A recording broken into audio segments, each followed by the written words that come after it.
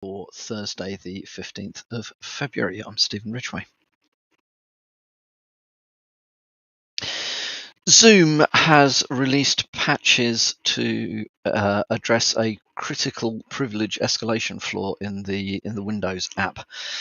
The newly discovered flaw is tracked as CVE 2024-24691 and has got a CVSS score of 9.6. Vulnerability affects various versions. Won't read them all out.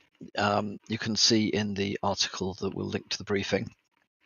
However, would very strongly recommend that you apply the patches and upgrades required if you use Zoom, because as you know, targeting Zoom has become pretty commonplace, and it is used all over the place. So definitely one to keep on top of. Yesterday, Microsoft released the patch. Well, not yesterday. It was actually Tuesday, wasn't it?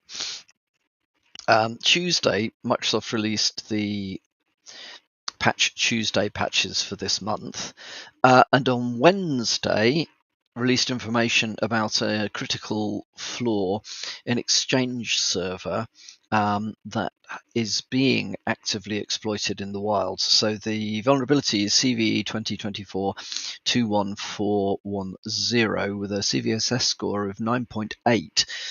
It's a privilege escalation vulnerability in Exchange Server. So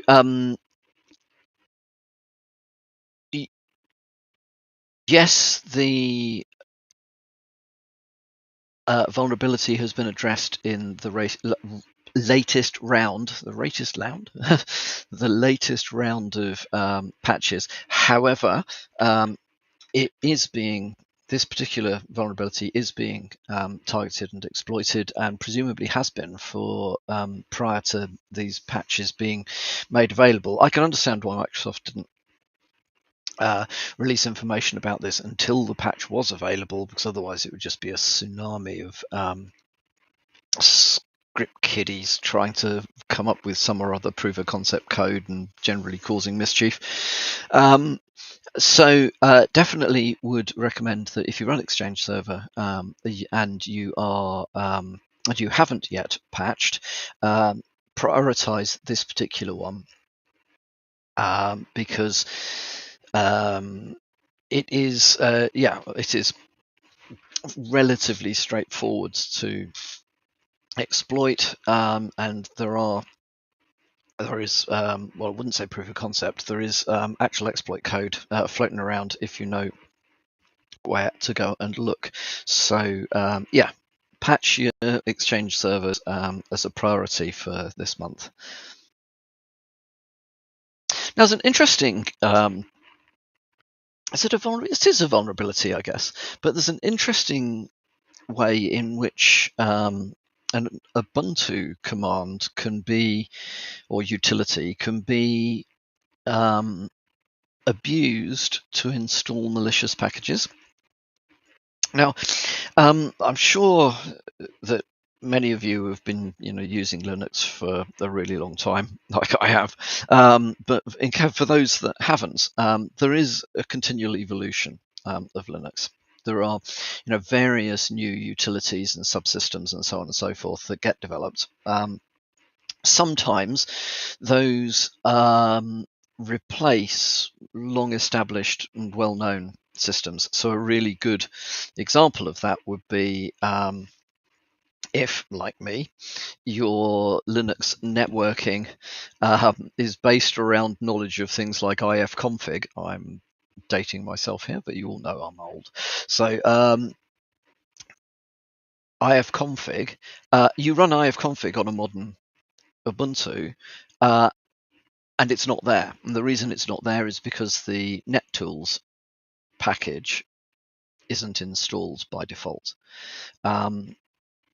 You have other Net Manager, NetPlan, was it NMCLI, and those sorts of things, which you can do on, instead of ifconfig, you've got the IP commands. And there's a whole swathe of new stuff, but some of the old stuff actually is still pretty damn useful.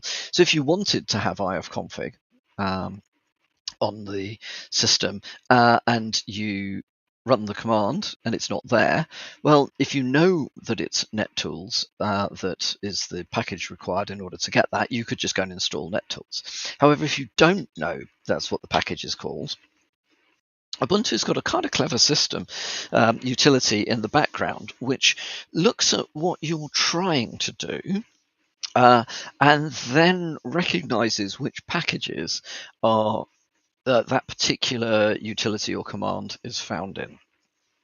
Okay, and the system that does that is called the command not found, or the command not found handle function is what actually gets invoked by Bash when you're trying to run a command that isn't installed on the operating system. So, right, we're getting to there. Command not found looks in two places for packages. It looks at snap repositories and it looks at apt repositories. My understanding is it looks at snap first.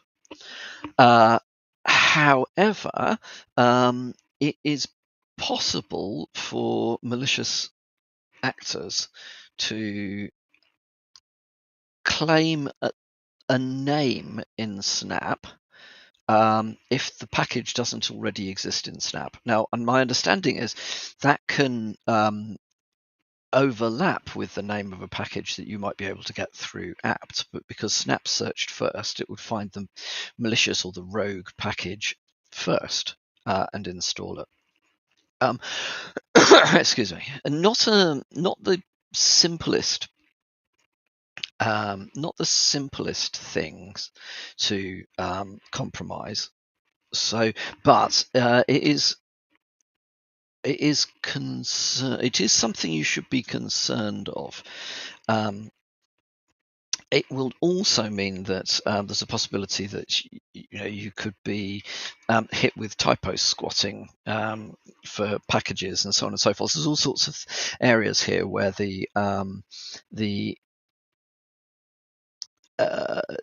packages themselves are not verified by the tool which is recommending that you install them, if you see what I mean. Now, I have never paid much attention, but generally I think I know the stuff that I want to put on, or I've probably Googled it and looked it up rather than just tried to run something and found it's not there and then relied on the OS to tell me how to put it there. I don't know why. Maybe that's just because, like I say, I'm old school with this stuff. But I think there are a reasonable number of, a fair percentage of Ubuntu users will rely on this. So it is definitely something to be aware of and have a look into. The article in Security Affairs is a good article. It gives a clear explanation of how this works and where the vulnerability is. They are saying, by the way, that something like 26% of commands that are linked to an apt package could be vulnerable to impersonation. So, that is a fair amount of potential malware that could find its way onto your machine.